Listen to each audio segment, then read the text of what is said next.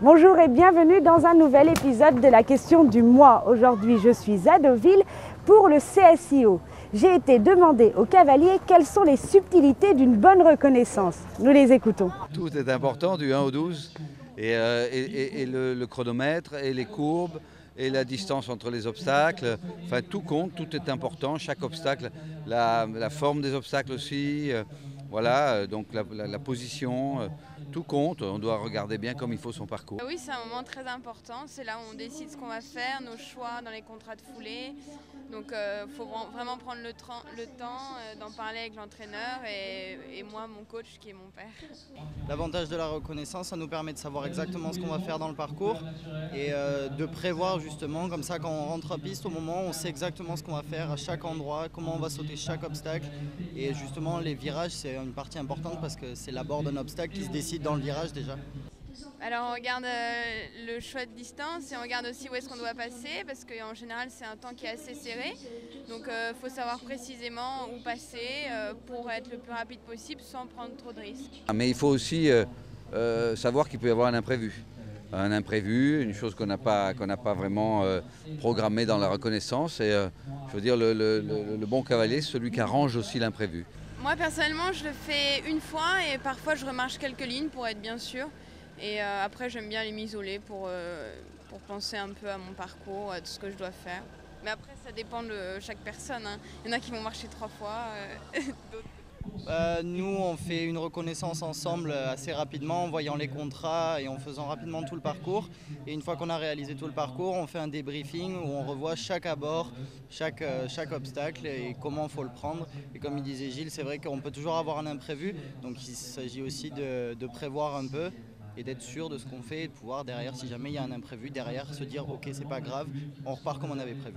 S'il y a un grand virage avec plein de foulées, on va pas les compter. Et par contre, on regarde vraiment comment on fait son virage ? Oui, plus ou moins, oui, on regarde où est-ce qu'on doit passer, comment aborder l'obstacle. Être concentré, ne pas s'éparpiller, avoir bien confiance en soi, et écouter les conseils de gens qui sont très proches, qui nous connaissent bien, qui connaissent bien le cavalier. Parce que écouter un peu tout le monde, c'est pas trop bon, il y a trop d'infos. Donc être soi-même, vraiment être soi-même.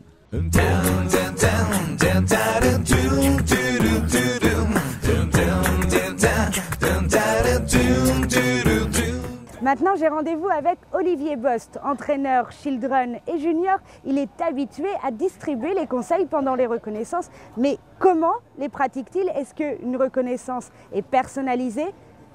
Nous allons le rencontrer. Une reconnaissance, c'est plein de petits éléments. Le tracé, l'impulsion. Après, c'est ce que je dis, on essaye de s'adapter vraiment aux chevaux. Parce qu'il y a des chevaux qui ont une grande foulée, d'autres une petite, donc par rapport au mètre entre les obstacles, par rapport aux distances. Mais je veux dire, on fait attention à tout, on fait attention au temps dépassé, au tracé, à l'environnement, à son cheval.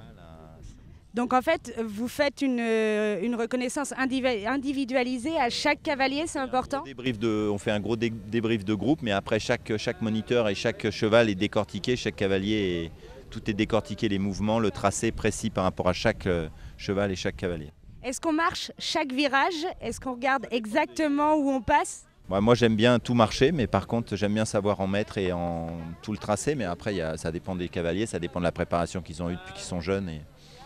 Je dis que sur un parcours, toutes les foulées doivent être gérées. Toutes les foulées de ton cheval au travail sur le plat et pendant un parcours doivent être gérées. Chaque foulée est importante, chaque foulée est regardée à la reconnaissance, tu dois connaître parfaitement la foulée de ton cheval, tu dois savoir où tu vas passer.